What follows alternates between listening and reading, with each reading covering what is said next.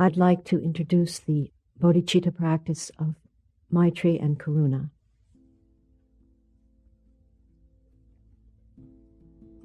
The actual formal practice of arousing the feeling of Maitri, then letting that radiate out. And in keeping with the three noble principles, I would very sincerely like to make the aspiration that this benefits all of us. And in particular, that something begins to transform in us. And that transformation leads us from suffering to happiness. And at the most profound level of really beginning to, as a result of this practice, get the notion of what is the root of happiness, what causes it to expand and flower, what causes it to grow rather than to decrease. And beginning to get the actual sense in our everyday life at a non-conceptual level, just at the level of our being, of what is it that causes suffering, what is the root of suffering, so that we might be able to speak and act and think, live our lives in a way where suffering for ourselves and others begins to de-escalate, where there's less suffering. I think it's important to realize that we don't evolve alone. These qualities in us, they don't happen in isolation. They happen in relationship to other people. It's love for ourselves and others that causes it to increase. It's compassion for ourselves and others that causes the compassion to increase and the suffering to decrease. It doesn't happen in isolation. And in that regard, I think it's quite inspiring to realize that doing these practices has a sort of the potential of the 4-minute mile. That if one person can connect with what is the root of happiness and the root of suffering and begin to live their life that way, if one person can connect with this spark of bodhicitta so that it grows, and this capacity to open our minds beyond narrow-mindedness and closed, painfully self-centered views. If even one person can do that, to the degree that one person can do that, it makes it easier for the rest of us. So we evolve together. It is like the 4-minute mile. To the degree that some people are beginning to get the hang of this, you can count on the fact that many other people all over the globe are beginning to get the hang of this.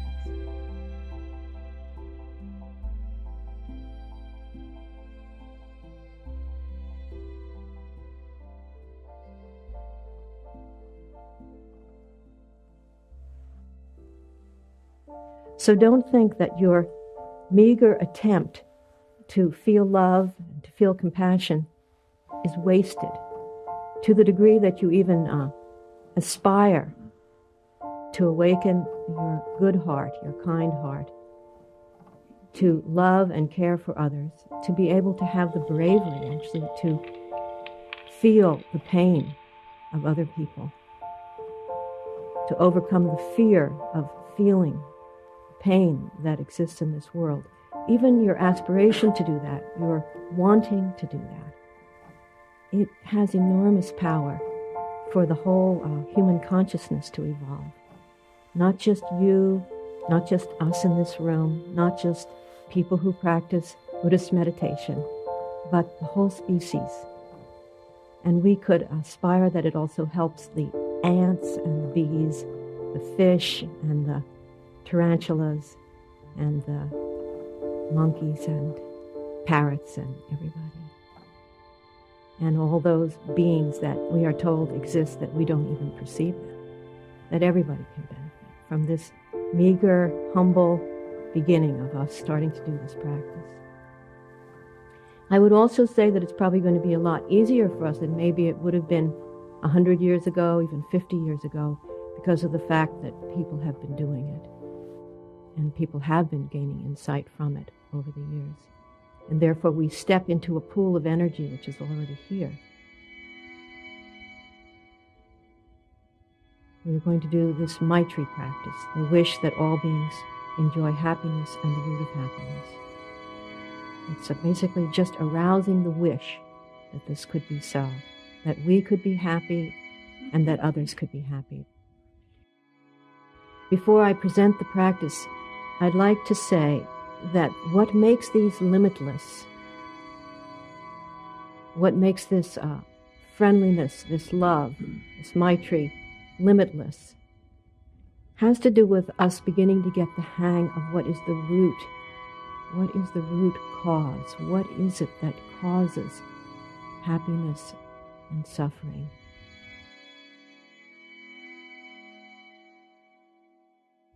What is it that would allow for happiness to expand and for suffering to decrease? Traditionally, what is said is that the root of suffering is ignorance, and that the root of happiness is the dissolving of ignorance. And if you ask, well, what is this ignorance? What are we ignorant of? Ignorant of the true nature of reality. So entrenched in a static way of thinking and perceiving reality. So entrenched in seeing ourselves and others as objects, subject objects, objects that are sort of pitted against each other. Sense of isolation, sense of solidness of things, static.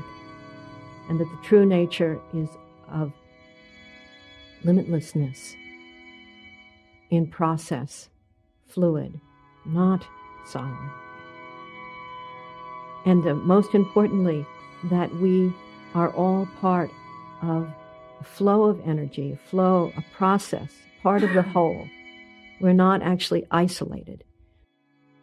Just as I described how what we do, our little effort here, actually will cause it to be easier for other people. It's all like that. Everything we do is either causing the whole species, all of us, the whole everything, to open more, or we stay in the same holding patterns, if you know what I mean. We stay sort of continually hooked in the same way. So you could say the whole Buddhist teaching is a contemplation, a study, a meditating upon, trying to get to a real living experience of knowing what causes suffering and what causes happiness, to really understand what that ignorance is, not just conceptually, but truly understanding.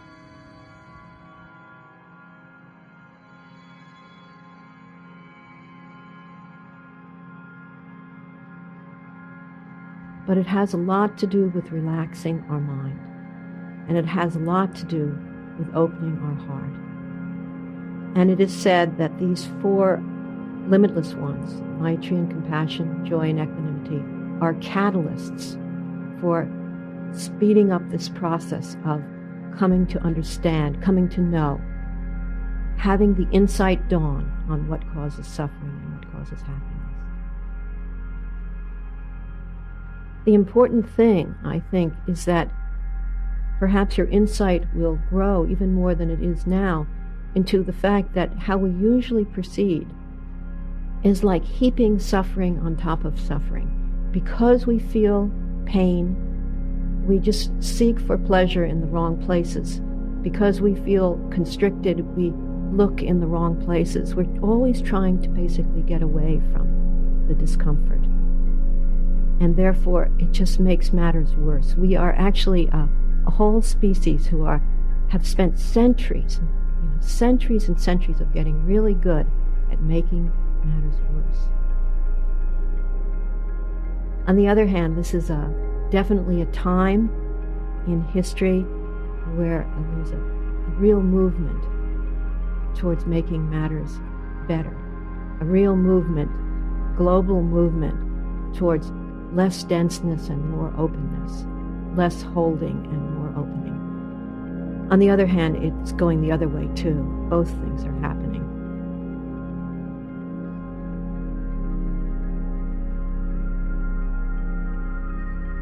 So I could probably give, 25 talks on the root of suffering and the root of happiness, and it might not still be part of your living experience.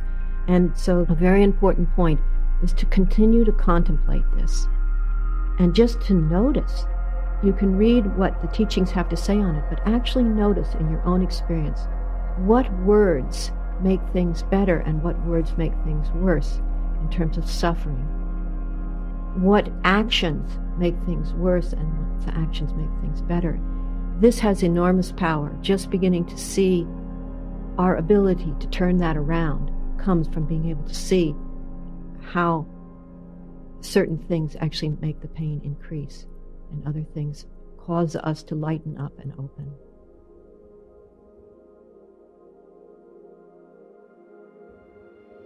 And now we will begin the kind of contemplation on this.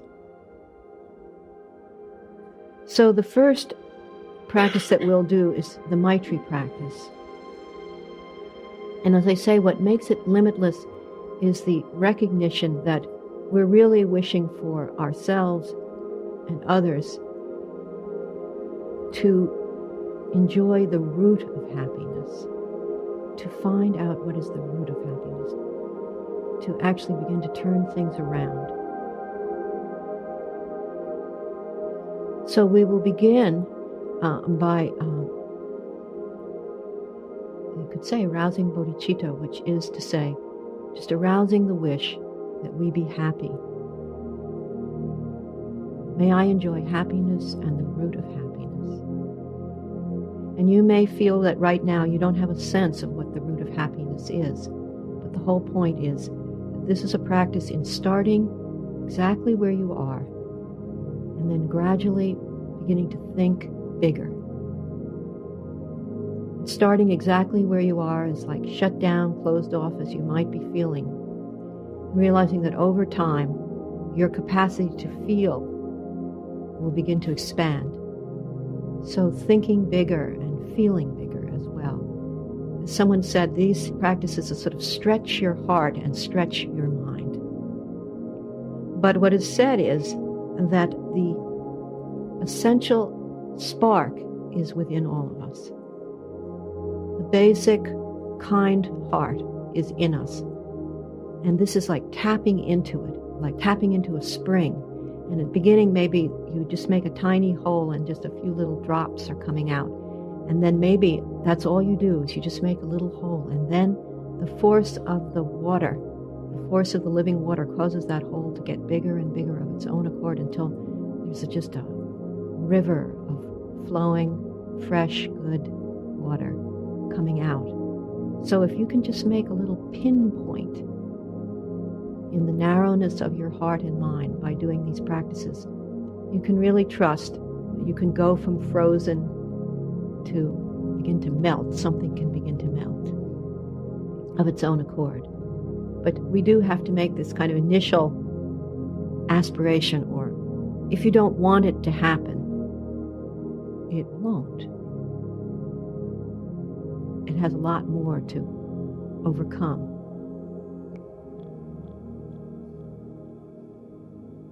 We're going to start the practice with ourselves. This is the way that some people teach it. Some people say, oh, well, you're supposed to start with what is easiest. Therefore, you start with yourself. Well, I remember presenting this once to someone, and the whole room burst into laughter, because for many, many people, the most difficult of all to do the Maitri practice for is oneself. This is extremely helpful to see this and to make this gesture of kindness towards yourself, that you start with yourself. The other reason for starting with oneself is that it's said to the degree that you can arouse the wish for yourself to be happy. To that degree, it becomes easier for you to wish for others to be happy in a genuine way, in a really true way. So that it's not just like conceptual, good people wish for others to be happy, and therefore you kind of mouth the words. but you don't really activate the feeling of love in you. There's no warmth that actually starts to spill out. So we start with ourselves, and in the second one, we expand it. The idea here is you start with this little pinpoint, and then you expand it out, which can be, as people often say, it feels like just mouthing words. It feels completely made up. But this is the kind of pretending that is really useful for you. Then we move on to the people on our list, of people that when we think of them, we automatically feel gratitude. And as I say, this doesn't have to be a person, it can be an animal. A lot of people find that it's their dog, or a dog they used to have, or a cat they used to have, or something that they feel this love for in a simple, uncontrived, unintellectual, uncomplicated way. But in any case, the idea here is to get in touch with that genuine feeling of gratitude and love. I'm going to present it this way, of starting with oneself and moving on to the person or the beings or being on your list. But if you wish, when you're doing this yourself, to start with the person on your list, you can do that, because the idea is you sort of start with something that you already feel. Do you see what I mean? It's like you start with something that's already genuine, that doesn't feel contrived. And the idea is that you spend most of the time working on that. You spend most of the time wishing for this person that you feel gratitude to. We'll spend most of our time wishing for them to be happy, to enjoy happiness and the root of happiness. If they've died long ago, it doesn't matter. You can still do it for them. They don't have to be alive. The idea of this is that it does benefit others, but the reason it benefits others is because it starts to unlock this frozen quality in your own being, and something begins to move and melt. And this is the idea. Love can begin to spread. So first we have to do our best to just feel it at all. Then we move on to a very close friend. Now we may have some complicated feelings about this close friend, but we move on to someone that we really feel is our good friend, and we wish for them to be happy. May they enjoy happiness and the root of happiness. And then we move on to a neutral. Someone says, do you like them? They'd say, sure. And, but it's not like strong attraction or strong aversion. It's just neutral.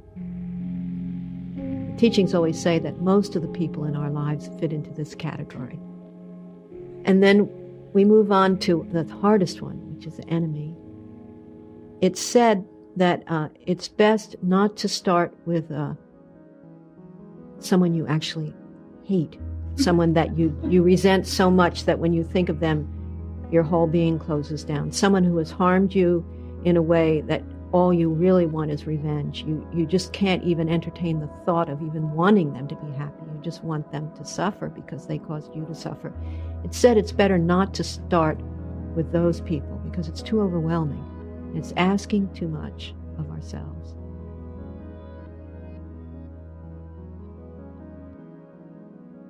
So when you get to the enemy, I think you can come up with plenty of people that you just feel resentment towards now, or, maybe just your last rota shift, someone who didn't show up, or, so enemy may be kind of a big term, but basically it's someone that you feel negativity towards in some, let's start with kind of a smaller way. Resentment, irritation.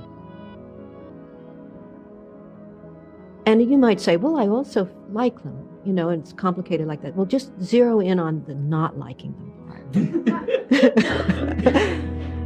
And actually see if you can do this quite paradoxical, ambiguous, very unhuman, which is to hold in your heart at the same time the not liking and then also wishing for them to enjoy happiness and the root of happiness.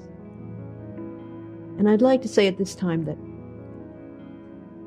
what's happened with me with these kind of heart practices, this is my main practice of the bodhicitta practices. And what I've noticed is that not only do you become emotionally more able to give, to reach out, to feel more alive emotionally and more interconnected with others, but a lot of insight begins to dawn. It's also with the level of the mind and heart being so inseparable are actually the same thing.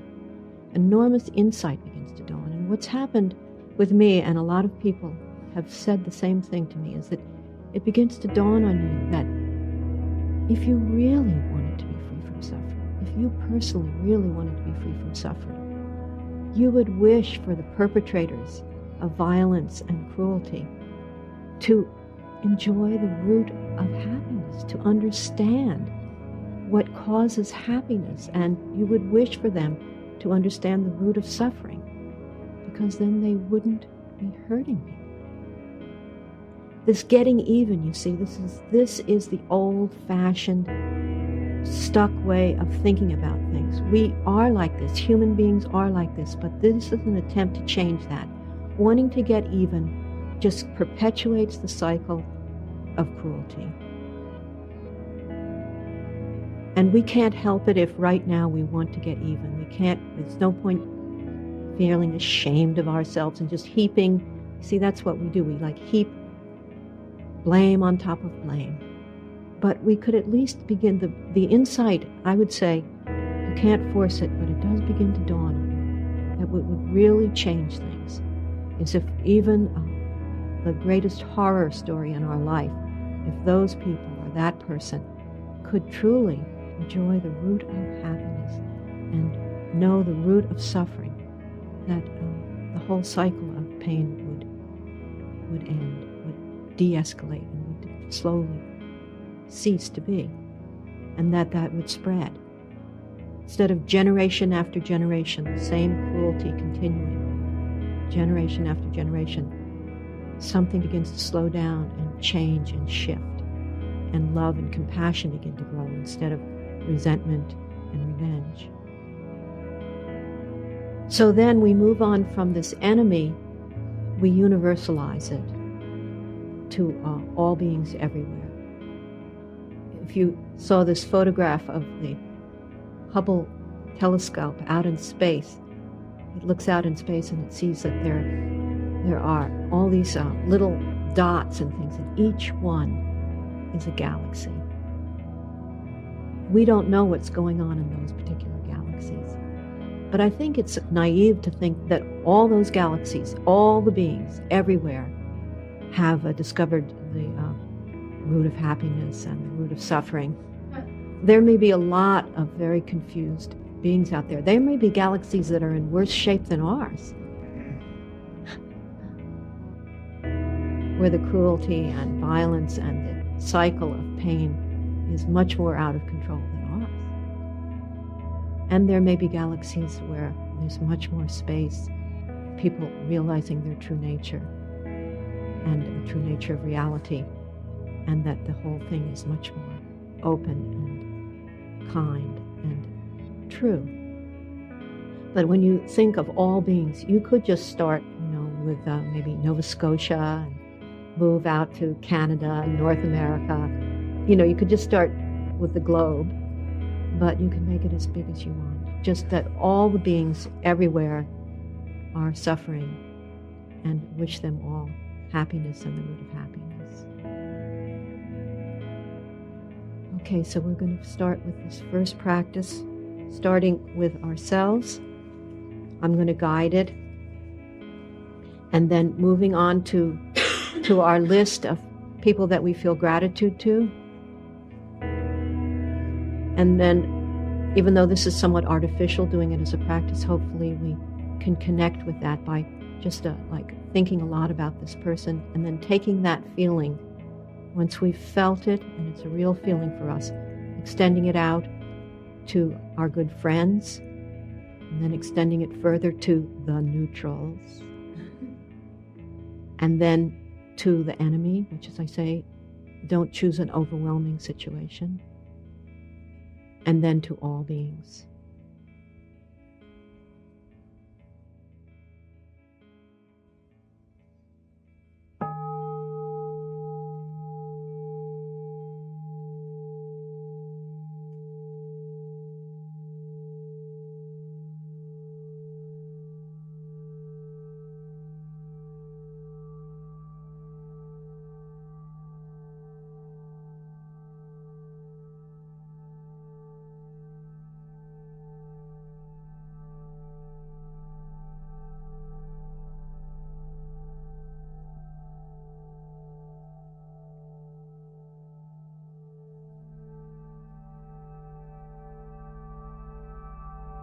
So first, arouse the wish, may I be happy, may I enjoy happiness and the root of happiness.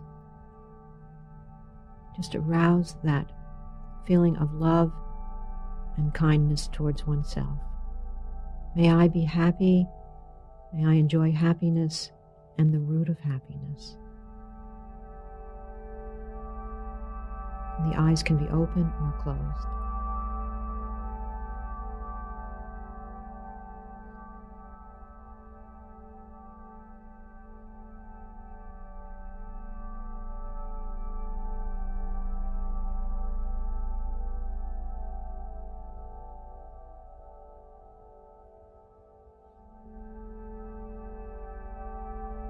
Sincerely from the heart, wish, may I enjoy happiness and the root of happiness.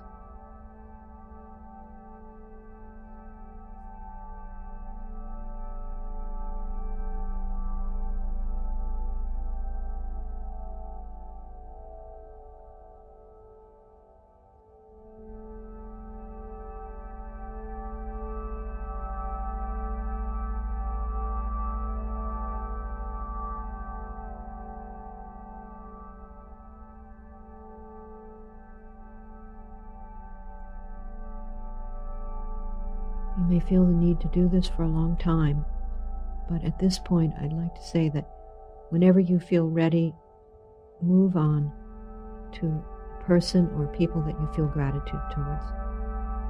And rouse the wish, the sincere wish, may they enjoy happiness and the root of happiness.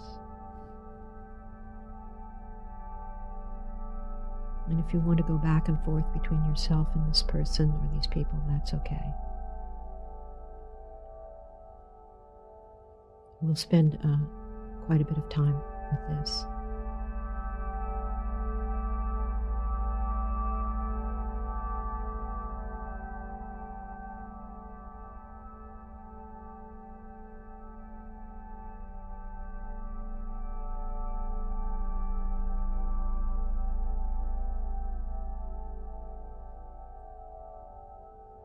Actually say their name.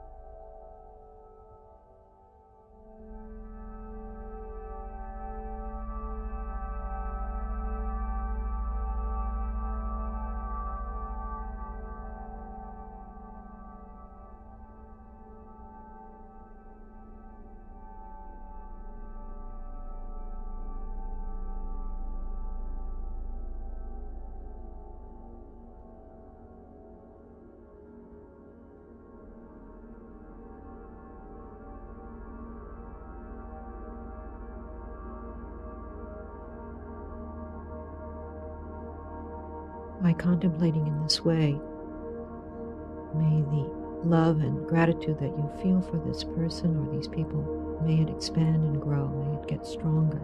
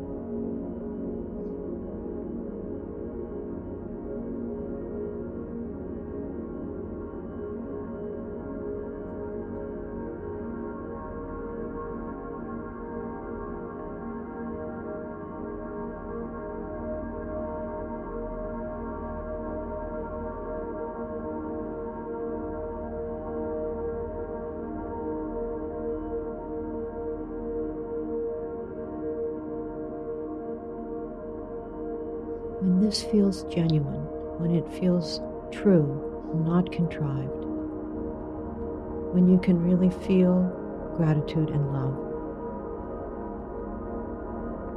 radiate that out now to your good friend.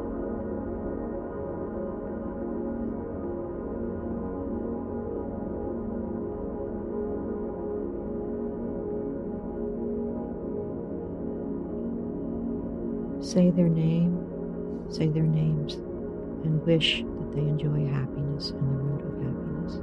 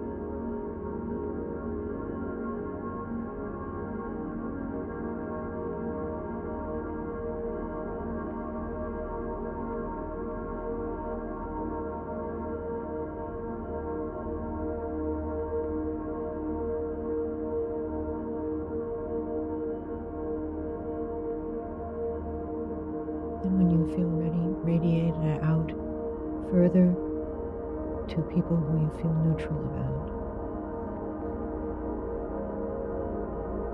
You can say their names, visualize their faces, or just have a general sense and wish that they enjoy happiness and the root of happiness.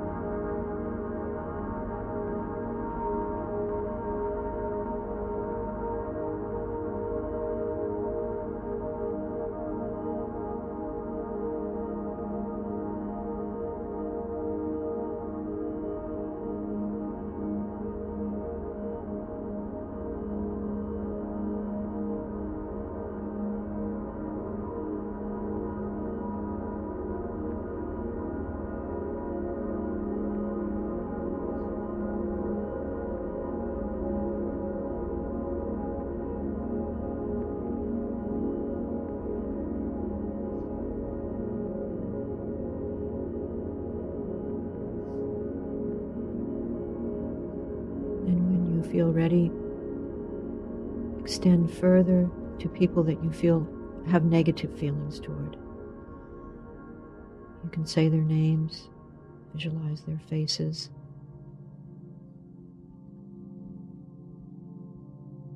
And arouse the wish that they enjoy happiness and the root of happiness. Knowing that this would benefit both of you. That you would benefit from this, as well as they would benefit from this.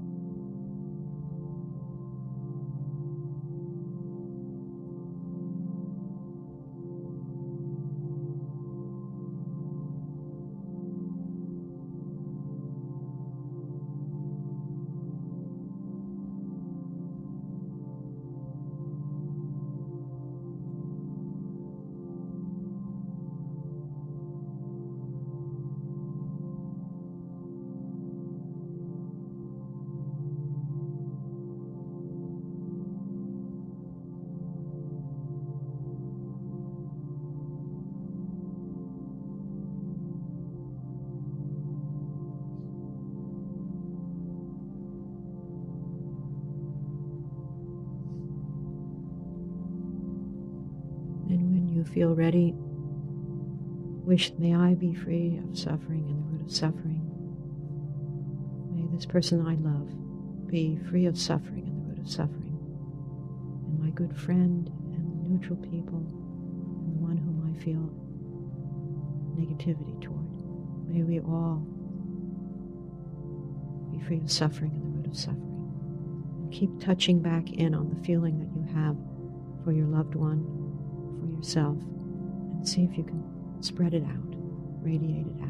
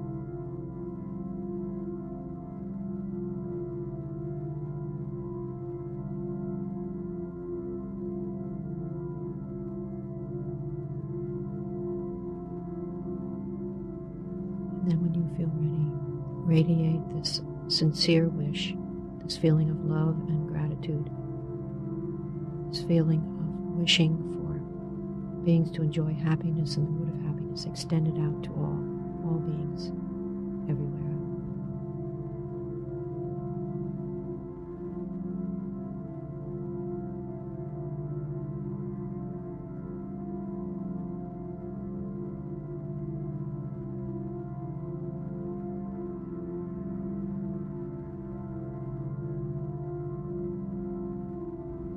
Just have a sense of this feeling of love radiating out, unlimited friendliness radiating out in all directions.